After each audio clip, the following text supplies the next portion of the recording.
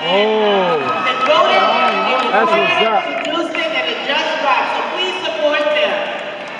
Next we'll have our valedictorian address by Gaia Cajun.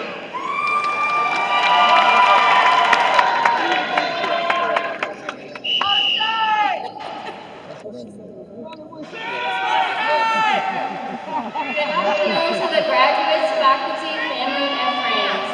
I am Jaya Cager, and I am honored to be the valedictorian of Sci High's class of 2025.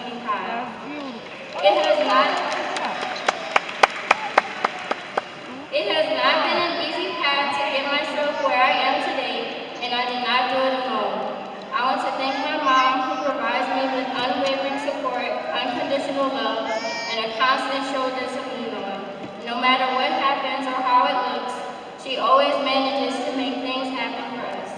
Her strength as a single mom is unmatched, and I know that I can always go to her about anything. Thank you to everyone who has given me a ride to my second school, NOVA. For the last 4 years, I have attended both Sci High and NOVA for visual arts, and finding transportation has not been easy. I am thankful to those who drove me to NOVA, allowing me to be in a space where I could further develop my craft. Thank you to my ancestors for paving the way before me, and to those on my spiritual team that provided guidance and support on the things I cannot always see or manage. A part of how I stand speaking before y'all today is solely on prayers that have not gone unanswered. I also want to thank my academic guidance counselors, especially Ms. Rosemary. Ever since my freshman year, I would go into her office with an issue and leave with it resolved. Congratulations to the class of 2025. With the endurance of the pandemic and Hurricane Ida affecting our freshman year, various changes within the school, and personal moments of struggle, we all still made it and are now moving on to the next chapter in our lives. For some of you, this is probably the most you have ever heard me speak. During high school, I have always been the quiet girl in the classroom or the library in the mornings doing her work constantly. While hard work does pay off and is what got me here, two things can be true at once. Striving to do my best became a slippery slope of perfectionism and striving to be the best. I found myself striving for an A in each of my classes and would have moments of spiraling if it ever dropped momentarily to a B. I took the ACT a total of 5 times. Wow. Once my freshman year, twice my sophomore year, once my junior year, and the final time my senior year.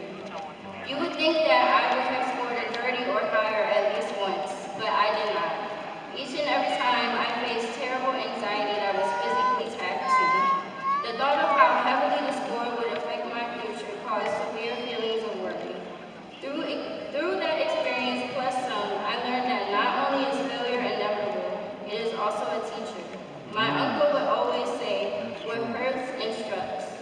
Unfortunately, I did not have much time in high school to discover myself outside of my academic and artistic endeavors. It wasn't until very recently that I started to break out of my shell and understand my worth. Outside of being the valedictorian with perfectionist traits, I also enjoy baking my own bread, and I am not above being lazy.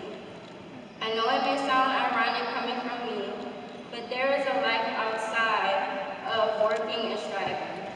It took the experience of failure to understand that I am more than any of my academic achievements. My worth does not lie within my artistic abilities, what schools I've gotten into, or my looks. It lies internally. But if you're wondering who did my makeup, Mary on the Beat did it, so book with my cousin.